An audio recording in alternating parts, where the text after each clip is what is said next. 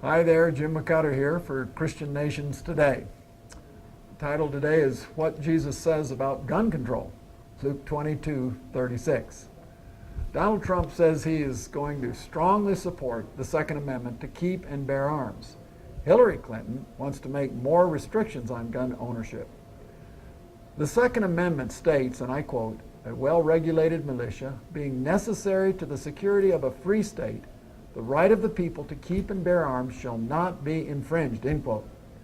When people talk about gun control, they always say they are not going to take away your hunting rifles. That was only one of three reasons for the Second Amendment. The Second Amendment has three purposes, I believe. The first one is, no doubt, they needed their guns for hunting to help feed their families. The second certainly was for self-defense and to protect their families.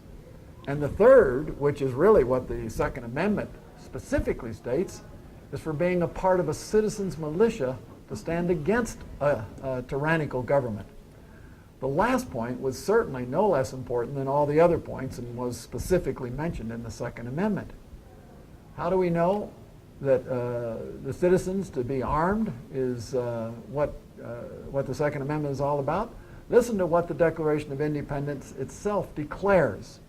"We hold these truths to be self-evident, that all men are created equal, that they are endowed by their Creator with certain unalienable rights, that among these are life, liberty, and the pursuit of happiness, that whenever any form of government becomes destructive of these ends, it is the right of the people to alter or to abolish it and to institute new government to effect their safety and happiness. It is their right, it is their duty to throw off such government and to provide new guards for their future security." End quote. At that time, soldiers and individual citizens all had the same firing power, muskets.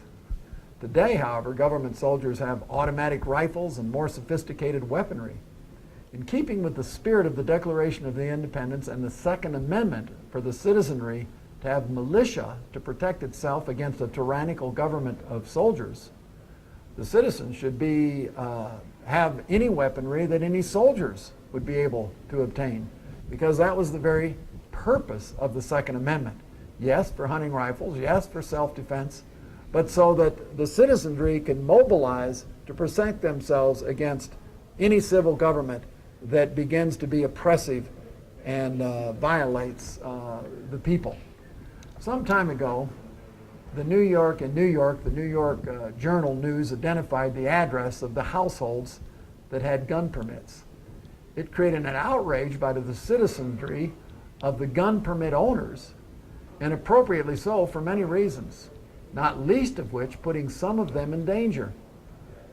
But interestingly enough, far more the left-wing newspaper has put in danger all those households that were conversely identified as not having gun permits.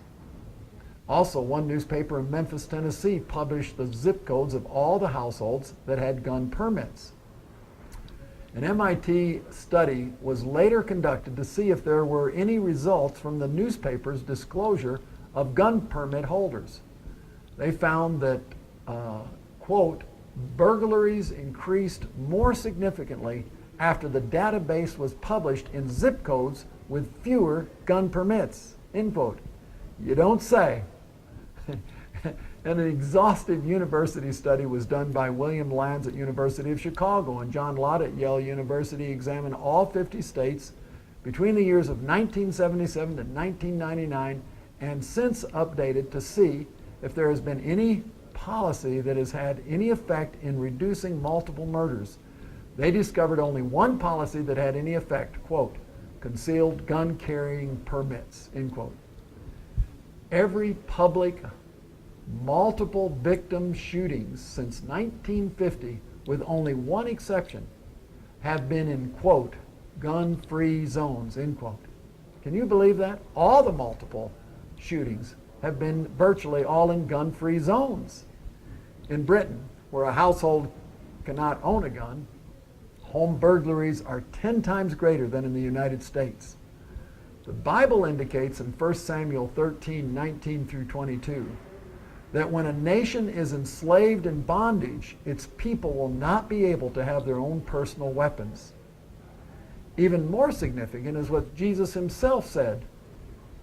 And he makes it very clear that we should not only be able, all the citizenry, to have their personal guns and personal weapons. In fact, Jesus even says it's more important for you to have your own personal weapon than to have a coat.